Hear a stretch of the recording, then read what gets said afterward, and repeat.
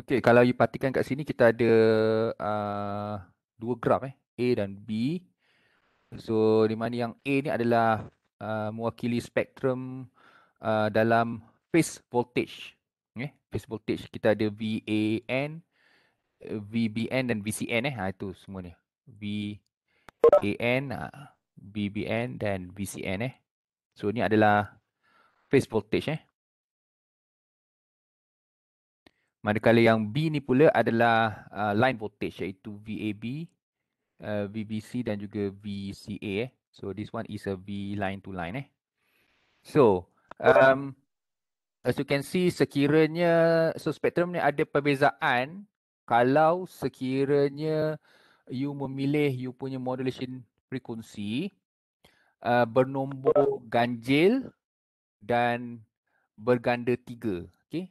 Ganjil dan gandaan 3. Contohnya 21 apa lagi 28 21 yang ganjil lah 21 28 bukan okey lagi 7 kali 5 okey 35 7 kali 6 42 tak boleh 7 kali 7 49 okey dan seterusnya lah ni macam CP7 lah okey CP7 tapi dah yang bernombor ganjil saja so kalau you punya MF ni bernilai ganjil dan gandaan 3 apa yang kesan yang akan didapati adalah all the harmonics yang bernombor ganjil dan gandaan 3 akan automatically hilang. Okay? Itu yang kita namakan sebagai uh, triplet effect dalam three phase dalam three phase saja kita ada this triplet effect. Okay? Ini dengan syarat you punya MF adalah gandaan 3 dan bernombor ganjil. Okay, so kalau perhatikan dekat sini kalau untuk phase voltage kita ada 21 tapi dalam line voltage 21 no, frekuensi apa harmonic nombor 21 hilang. Okay, begitu juga dengan uh, harmonics 39. Kemudian apa lagi berganda 3. Okay, okay 45 dan seterusnya. Okay. So sebab 45 ni 45 15 kali 3 kan. 15 kali 3. Okay. Semuanya bernombor yang ni semua hilang. Okay. So tu adalah triple So as you can see, so bilangan harmonik lebih kecil, lebih rendah. So you punya total harmonic distortion pun lebih kecil lah nilai dia. Okay. Okay. So dia punya magnitude ni, okay.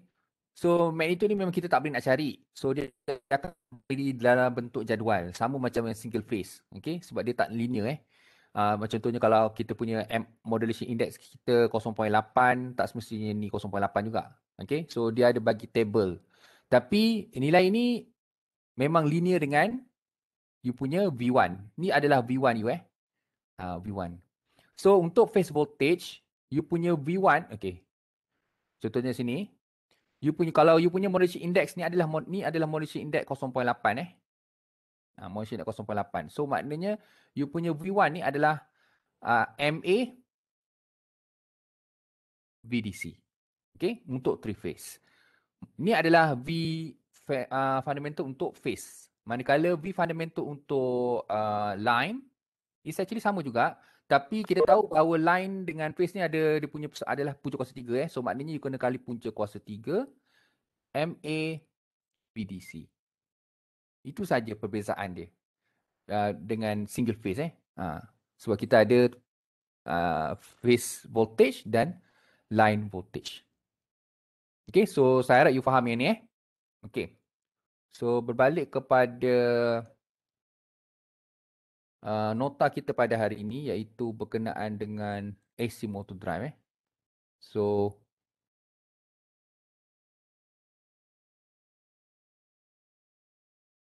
semua nampak So okay. So saya harap semua dah watch ataupun view YouTube yang saya dah share tu berkenaan dengan basic principle of the AC motor which is sebenarnya AC motor tu is actually sebenarnya you dah basic dia you dah belajar dalam fundamental power and basic machine so tapi tak apalah based on that video kita akan refresh okay kat sini juga saya akan refresh sedikit sebanyak lah okay mungkin you tak faham ke atau sebagainya Okay, so induction motor. So this is actually the most widely used AC motor dalam industri. Kerana apa? Dia ada advantage iaitu dari segi dia punya ruggedness dia tu. Okay, dia tahan lasak. Maintenance pun is actually cheaper ataupun lower than the DC motor. More reliable. Okay, dia tahan lasak lah bandingkan DC motor. Kemudian murah dari segi berat dan juga dia punya size. Okay, volume dia is very compact lah compared to DC motor dan dia lebih mempunyai high efficiency compared to DC motor. Okay. Dan dia ni tak lasak dan dia boleh beroperasi dalam keadaan yang kotor lah. Okay, dan dalam keadaan yang di mana mungkin environment tu boleh menyebabkan letupan, so dia boleh. Okay.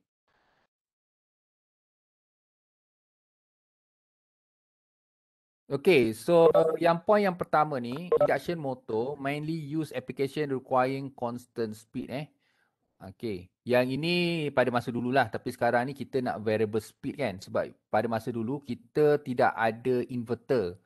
So mostly kita is not able to control the speed sebab kita tahu is to control the motor, to control the speed of the motor, we need to control the frequency supply. Okay. Ini asas. Okay. So frequency supply kita daripada TNB 50Hz. So macam mana kita nak adjust kan kita punya frekuensi, okay, untuk dapatkan variable speed. So pada masa dulu, this induction motor is actually favorite ataupun popular dalam application yang mempunyai yang hanya digunakan untuk constant speed saja. Tapi untuk kali ini dia tak ada masalah lah. Okay, kerana kita ada inverter, we can adjust the frequency supply to what value yang kita nak. Okay. So ini adalah the basic construction of the induction motor. Okay, so induction motor dia beza kalau saya kata AC motor tu sebenarnya dia general. Dia bawah tu ada macam-macam lagi. Kita ada brushless DC motor, kita ada apa lagi synchronous motor, kita ada induction motor. Okay, so ini lebih spesifik pada induction motor lah. Okay, so kita ada stator dan juga kita ada rotor. Dan stator ni is actually yang ni lah. Dan as you see, kita ada install a cable. So this one is connected kepada three phase A, B, C supply. So this is A, B dan C dan this is rotor. This is actually yang akan rotate. So as you can see kat sini kita ada lubang-lubang ni. So actually yang ni pun is actually will be fill up with a cable winding Okay.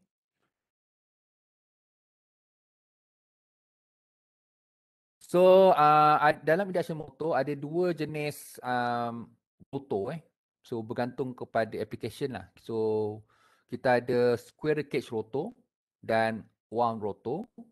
Okay, binaan rotor dia ada makna berbeza. So this is the physical structure, physical punya diagram atau figures. So this is the square cage. Okay, you nampak dia macam ada apa? Bentuk cage ni kan? Okay, manakala one rotor ni you tak nampak, it's actually just a solid macam solid copper je kat sini yang menyaluti rotor ni. So this is one rotor. But this square cage rotor is the most popular one lah. Okay, berbanding dengan one rotor. Okay, ni paling important sekali ataupun paling penting sekali dalam AC motor drive. Okay, so this one. NS dikenali sebagai synchronous speed. So apa dia synchronous speed ni? Kelajuan segerak. Dalam bahasa Melayu, kelajuan segerak. So actually synchronous speed ni adalah merujuk kepada kelajuan putaran magnet yang terhasil di dalam stator. Okay. So saya harap you dah tengok video tu sebab nak terangkan secara verbal memang susah. So dia kena tengok 3D tu. Okay, dia sebenarnya dia flux yang terhasil tu sebab dia AC Kemudian three phase pula tu. So dia bila you tengok dia punya tu, dia sebenarnya macam seolah-olah flux tu dia rotate. Okay, so the kelajuan flux, rotating flux tu yang kita panggil sebagai kelajuan segerak. So kelajuan segerak ni tidak boleh diukur. Ia hanya boleh dikira based kepada equation. So kita ada dua equation kat sini, tapi sebenarnya equation dia sama saja. Cuma ini dalam unit radian per second, manakala yang ini dalam rotation per minute. RPM, rotation per minute. Okay. Tapi selalunya saya akan guna yang ni lah. Okay. Rotation per minute. So NS is equals to 120 multiply with the frequency supply bahagikan dengan P. So P ni dalam kes ini adalah number of pole. Pole ini adalah adalah orang kata virtual pole. Dia ada kutub utara, kutub selatan tu. Kutub utara, kutub selatan tu dia virtual. Okay. So you rujuk kepada video, dia virtual. Dia ada north dengan south punya pole kan. Dan dia bergerak, dia berpusing. So dia bergantung kepada you punya winding. Ada 4 kutub, ada 2 kutub. Maknanya 4 kutub tu maknanya ada berpasangan. Maknanya ada 2 north south, ada 2 north south. Okay, maknanya ada 2 north, 2 south. Okay, 4 kutub. Kalau 2 kutub maknanya dia ada north dengan south saja. Okay, ini bergantung kepada berapa banyak winding yang you buat. Okay. So ni adalah virtual dia tak macam DC motor. Kalau DC motor kita tahu yang kalau binaan DC motor, okay, yang ni you punya north, yang ni you punya south kan. Lepas kita winding kat sini. Okay, yang ini adalah DC supply. Yang ini sebenarnya adalah field circuit. Okay, yang ini dalam ni adalah armature circuit. Ini adalah DC motor north dengan south tu memang orang kata apa, nampak. Memang orang kata apa, physically ada. Okay. Ini north dan south ni, magnet ni adalah bukan magnet kekal. Ini adalah magnet yang terhasil disebabkan oleh arus elektrik. Yang ini kita panggil base kepada electromagnetic punya theorem kan.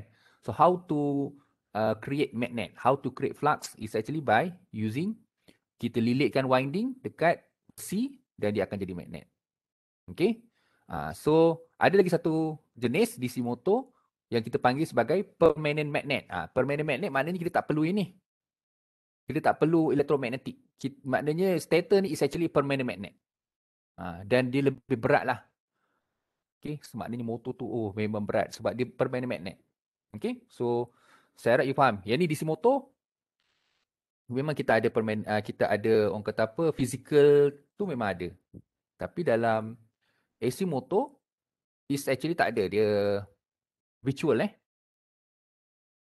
dan dia berpusing dia punya kutub tu dia berpusing. Kelajuan pusingan itulah kita panggil sebagai synchronous speed. Dan saya nak highlight dekat sini, kadang-kadang you ada jumpa juga dalam website kan, kadang-kadang dalam website kan, biasanya kita Google kan synchronous speed. Kadang dia pakai equation ni 60 kali frequency supply bagi P. So jangan keliru. Dia sebenarnya benda yang sama saja. Tapi P yang dia pakai ini, itulah kadang-kadang kita tak sempat nak baca dia punya definition dia kan. So dalam website tu kadang-kadang mungkin dia pakai P ni is actually pair of pole.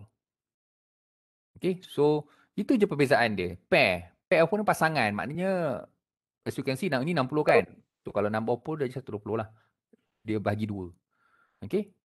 So dalam kita punya slide ni saya akan pakai this one lah.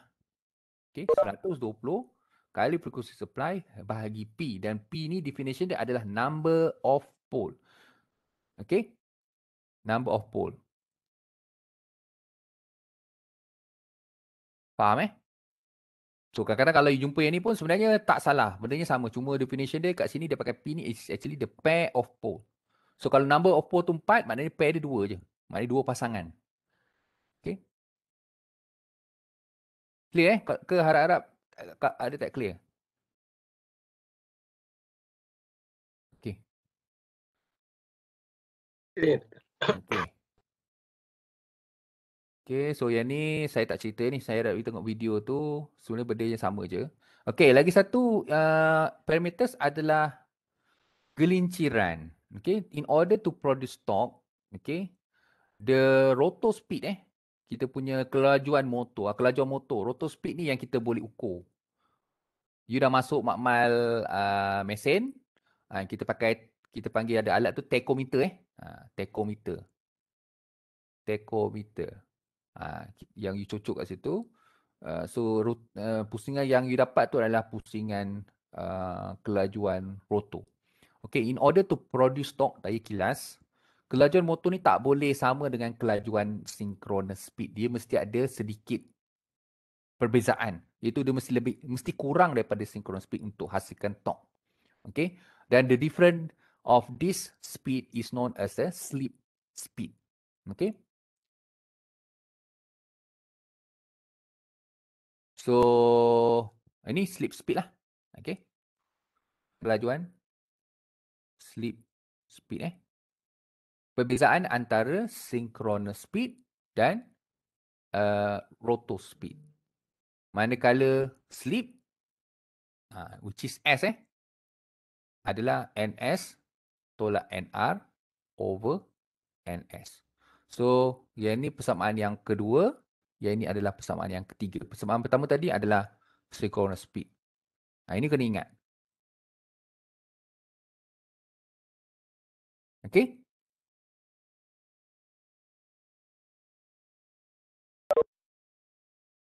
Oh, dia ada bagi tahu dah ni.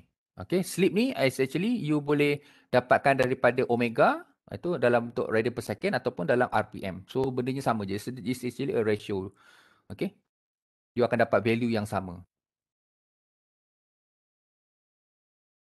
Okay, this one.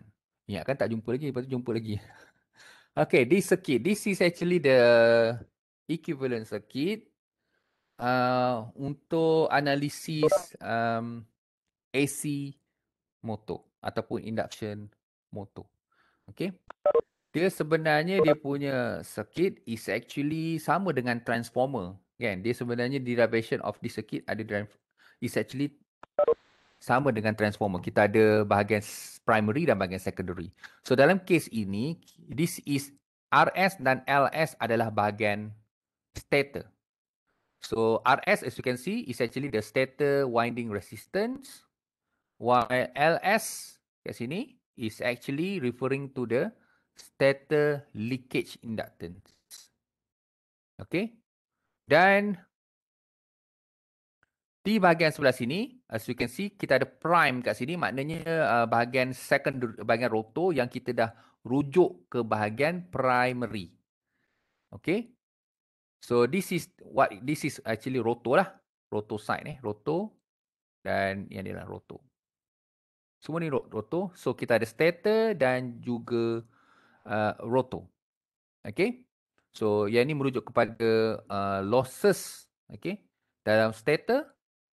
Manakala ini adalah merujuk kepada losses in rotor. Okay. Dan kat sini as you can see adalah mutual inductance ataupun mutual inductance Okay. So dia ni is actually EA gap. EAG ni adalah sebenarnya voltage air gap. Okay. Sebab kita tahu kita ada stator dan rotor. So between stator dan rotor ni adalah udara ada air gap kat situ, ada gap kat situ, dan this is actually the voltage yang appear dekat air gap ni. Okay, so this voltage will determine what is the power that transferred from the stator to the rotor due to the induction. Okay, so kita dah tengok this one, so kita nak tengok per phase. Okay, this one.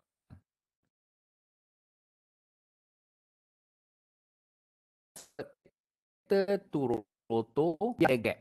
Okay. Dan the power of the air gap ni can be computed. This is PAG, power air gap, by using this equation. Okay, kita tengok equation ni, circuit ni. Okay, so power is actually active power ataupun average power. So dalam rotor ni hanya ada elemen hanya this element saja yang absorb that P. Okay. Yang ini L ni Q kan. So maknanya the active power that has been transferred to the rotor can be computed by using this one. So as you can see, so kita ada current yang mengalir dekat sini.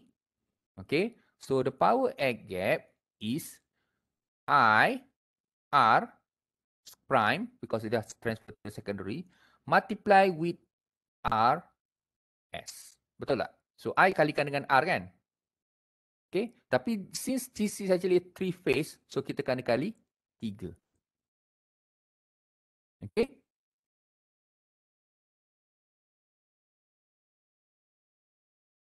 So that's why you have this one. So 3 multiply with I multiply with the R stator. Okay. But this one, as you can see, kita boleh expand sebenarnya. Sebab actually yang ini, R over S ini, ada dua komponen sebenarnya. Ada dua power component yang dia represent. The first one adalah 3I square R. Okay. Yang ini sebenarnya represent the loss in the rotor winding. Maknanya dia punya internal resistance lah, R of the rotor.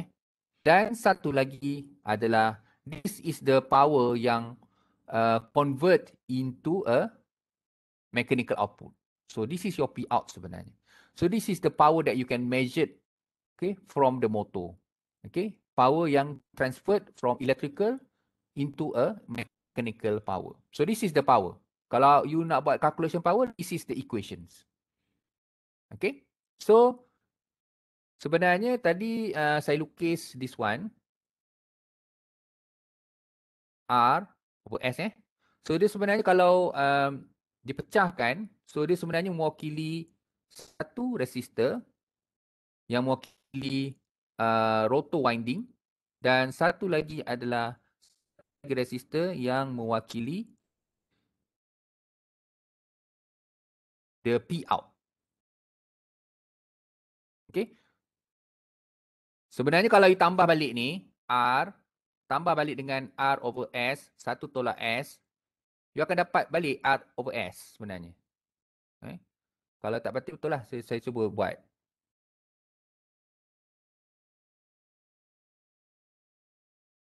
Okay, so yang ni R tambah, so R over S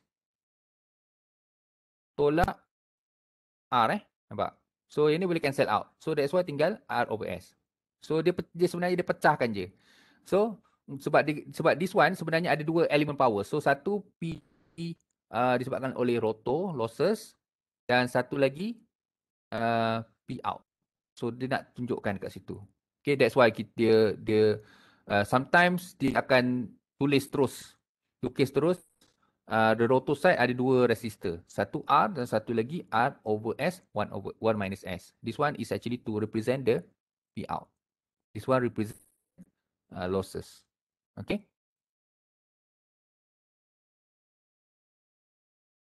So ini semua dia punya equation lah. Dia sebenarnya saya tak fokus kepada sini.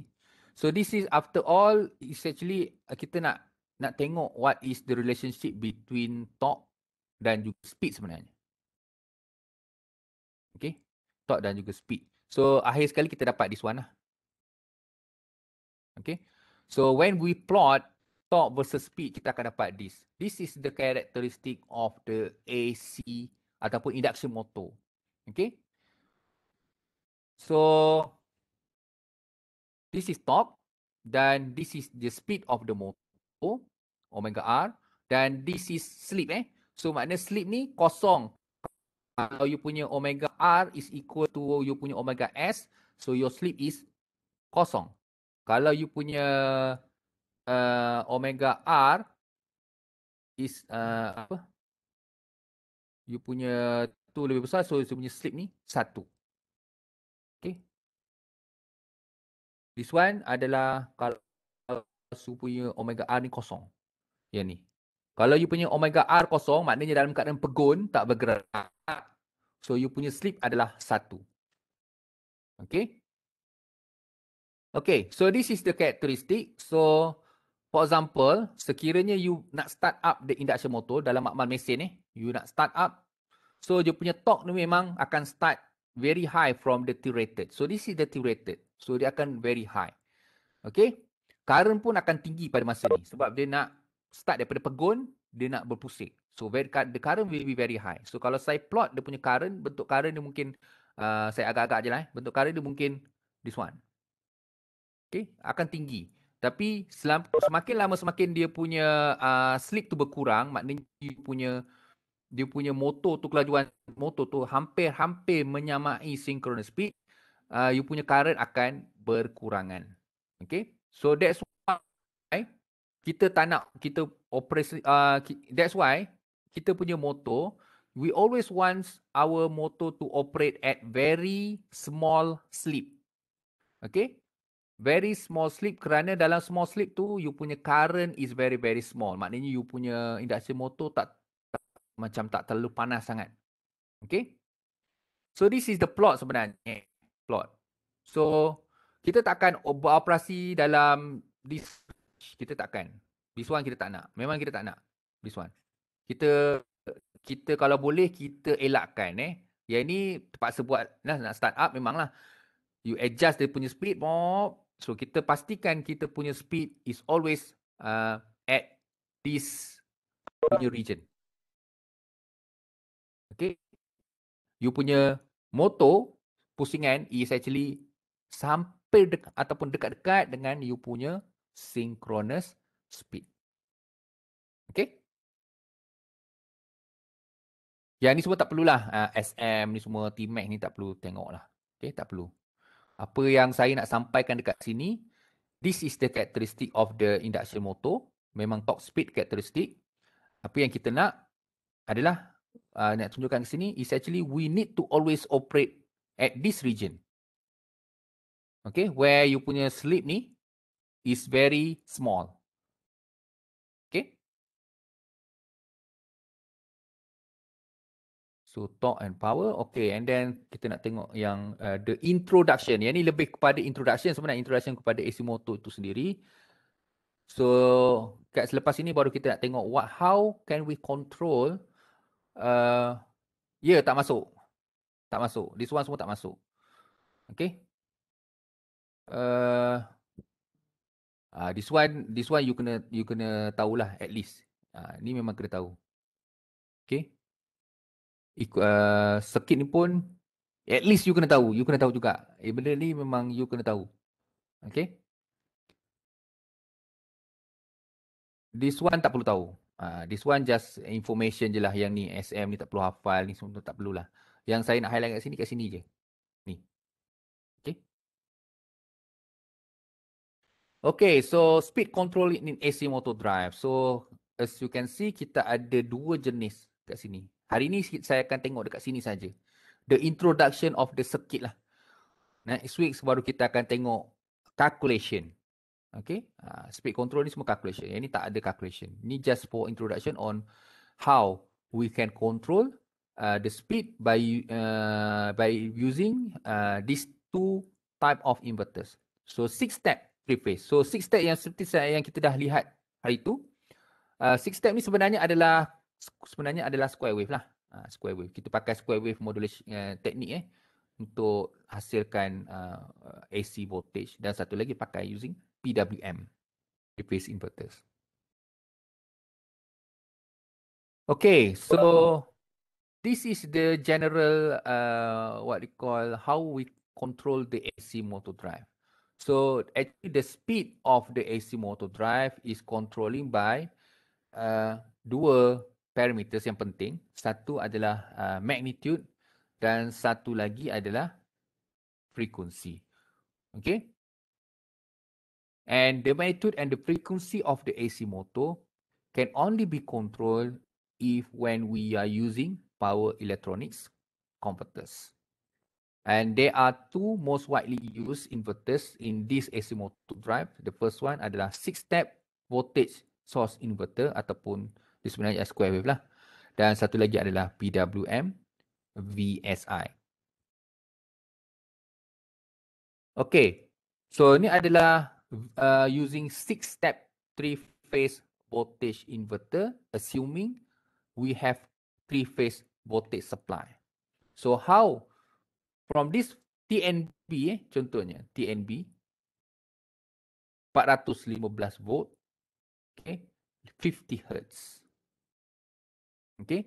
Dan untuk dapatkan speed ni, you need to have frequency supply variable, okay, dan jugalah voltage. Voltage supply pun is actually variable, okay, to control the speed.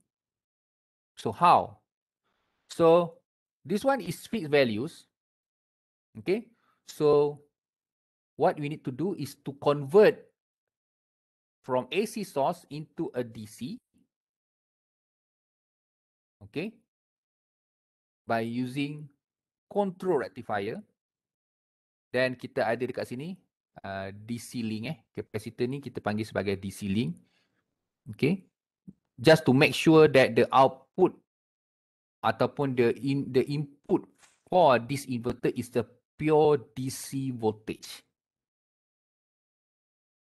Okay. And then kita gunakan frekuensi, kita gunakan inverter daripada DC kepada AC. Okay. To have a variable frequency. So nampak dekat sini. Ada kita pakai dua converters. Satu control rectifier untuk control the output kat sini. Maknanya you punya VDC ni is actually you can up and down Boleh adjust. Okay. Manakala inverter dekat sini, 6-step inverter ni digunakan to control the frequency output. Okay. Kenapa kita kena pakai control rectifier? Kenapa inverter ni tak boleh pakai dua benda? Kita control frekuensi dan amplitude control. Kenapa tak boleh? You kena refresh balik dalam square wave inverter. Square wave inverter memang tak boleh control magnitude. Itu adalah limitation dia. Okay? Kalau you refresh balik, you punya V1 tu adalah 4 VDC. Ini single phase single phase. Bagi pi. Ada tak parameters yang you boleh control? Tak boleh kan? Melainkan you control VDC lah. Okay. So that's why 6-step inverter ini hanya digunakan untuk dapatkan frekuensi output variable. Manakala the magnitude is controlled by the rectifier. Okay. This is for the 6-step. We cannot control the amplitude. That's why we need to use control rectifier. Okay. So this is the output of the 6-step inverters, 3-phase. So kita ada dua line voltage dan phase voltage. So this is your line voltage dan this is your phase voltage. So based on this equation, based on this waveform, you can see that for the phase voltage, the harmonic is less compared to the line voltage for the 6-step PSI. Okay. So this is the output when we control the amplitude lah. Yang ni the amplitude lah dikontrol by 3-phase control rectifier. So kita control magnitude. So this is the output lah yang berbeza-beza dari segi magnitude. Okay. Dan this is the frequency output yang berbeza-beza. This one is actually done by the inverter itself. Okay. So dekat sini kita nak bagi tahu bahawa if you are using 6-step converters, 6-step inverters ni, you cannot control the magnitude. You need to use control rectifier to control the magnitude.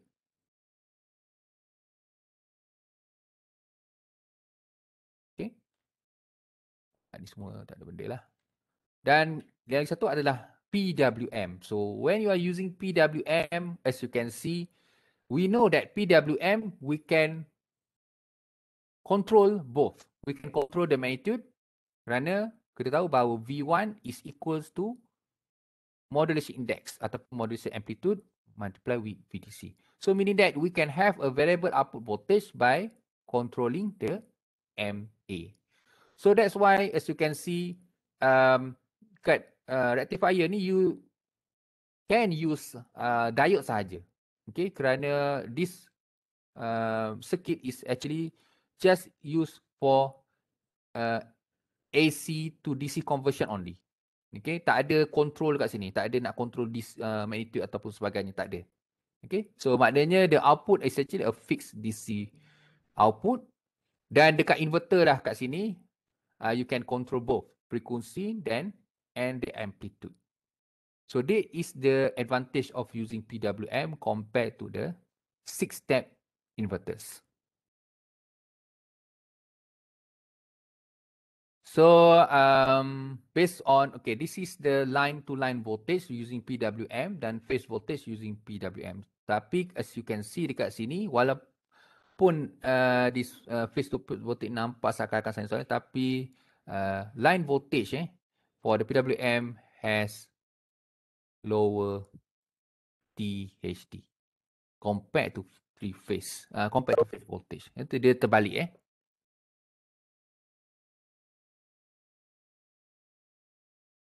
Okay, so this is yang ni lah, dia jap magnitude ni. Dia nak tukarkan magnitude dan sebagainya, tu tak ada masalah. Rasanya yang ni you boleh skip lah. Dia nak tunjukkan variable output, ni ni variable amplitude variable amplitude. Yang ni variable frequency, as you can see kat sini, frequency dia berapa. Kat sini you adjust lagi frequency double, so you akan actually and then kat sini pun kita lagi increasekan the frequency. So kat sini maknanya by using PWM inverter we can adjust both. We can adjust the magnitude and we can adjust the frequency output based kepada speed dan juga torque yang kita nak. Okay, I think that's all for today. So next week yang dia punya core dia lah, which is the speed control, this one So saya tak nak bebankan you all sebab saya tahu hari Ahad ni kita ada test So test tu seperti yang saya beritahu, buck boost converters. So very basic buck boost converters. At least you know dia punya, orang kata apa, equation lah. Equation tadi saya ada berbincang dengan pensyarah-pensyarah lain. So kita akan bagi equation, tapi equation yang very basic lah. Okay, very basic. Equation untuk inverter pun kami akan bagi equation untuk THD.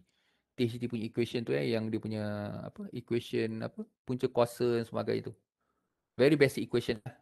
Okay. Dan untuk soalan satu buck boost converters, so at least you know how to derive, how to obtain delta IL dan sebagainya lah.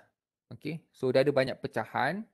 Pecahan yang terakhir tu ada saya rasa 2 soalan. Yang terakhir tu yang orang kata apa, level kebat lah. Tapi sebelum tu kan kebat pun. Tapi kami boleh andaikan yang ni soalan untuk betul-betul menguji lah pelajar. Okay. Pemahaman pelajar. Kemudian inverter tu seperti biasalah.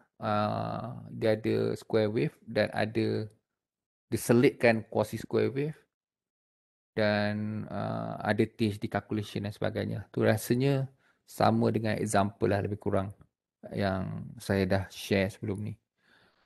Okay, so soalan ni akan diberi secara berfasa. Maknanya dah lepas dia jawab satu soalan, upload, you kena hard submit and then baru kita akan bagi password untuk soalan inverter pula. Okay, so test 2 akan bermula pada pukul 9 malam Okay, test 2 9 malam Ahad ni. Okay, bermula pada 9 malam, berakhirnya tak pasti. So saya akan menggunakan Google Form submission untuk saya punya section Google Form submission. Okay, dan untuk pengetahuan you all, final exam kita adalah 3 Julai. So memang awal betul lah, 3 Julai. Dan rasanya semalam ke kemarin ada SOP pasal final exam. So memang lagi mengarut. Memang lagi mengarut. Macam-macam. So sekarang nanti you dikenaki untuk scan QR code pula. Okay. QR code. Dan kalau rasanya you perasan you rasanya perasan kot. Uh, Kalau you siapa-siapa yang saya share.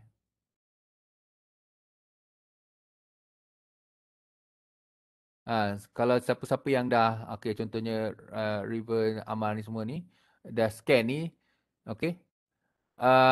Untuk final exam, so dia dah siapkan dah. Nanti final exam saya akan buat macam ni juga.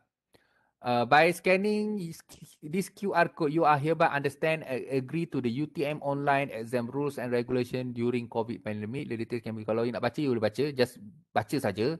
Tak ada masalah. Tapi maknanya bila you scan ni, you are obliged to benda-benda tu lah. Ada rules and regulation. Maknanya you setuju. Okay. Okay. So you kena scan. So nanti dalam final exam, saya kena pastikan semua pelajar scan. Maknanya saya kena pastikan kehadiran pelajar melalui sini lah. So selagi tak ada, selagi tu final exam tidak boleh dijalankan. Okay. So tu adalah one of the new thing lah. Okay. Lepas tu kemudian final exam pun akan dijalankan secara berfasa juga. Maknanya soalan satu hantar, baru kita akan benarkan pelajar buat soalan dua. Okay. Baru kita akan bagi password dan sebagainya. So memang lagi melecehkan. Okay. Saya rasa itu saja. Okay, sekejap. Oh, okay. Test dan final berapa jam? Test 2 ni kita start sebenarnya untuk soalan satu tu kita bagi tempoh 35 minit. Soalan 2 pun 35 minit. Okay. So total lah, total sepatutnya kalau test tu 1 jam 10 minit lah. Tapi biasalah akan ada lagging dan sebagainya. So paling tidak mungkin 1 jam setengah. Okay, final kalau ikutkan yang standard 2 jam setengah. Okay. 2 jam setengah untuk 4 soalan So 2 jam setengah. So 4 soalan 120 tambah 30. 150 bagi 4. 37.5 minit untuk satu soalan. Ataupun 40 minit untuk satu soalan. So you boleh bayangkan lah. Mungkin 3 jam. 3 jam lebih. Sebab you kena upload soalan jawapan-jawapan you, baru kita start soalan kedua. So you boleh bayangkan lah dalam 3 jam setengah lebih kurang macam tu. Okay. Okay, kalau tak ada apa-apa soalan lagi, so kita jumpa pada hari Ahad. Okay, pada pukul 9 malam. Okay, so Assalamualaikum warahmatullahi wabarakatuh dan salam sejahtera.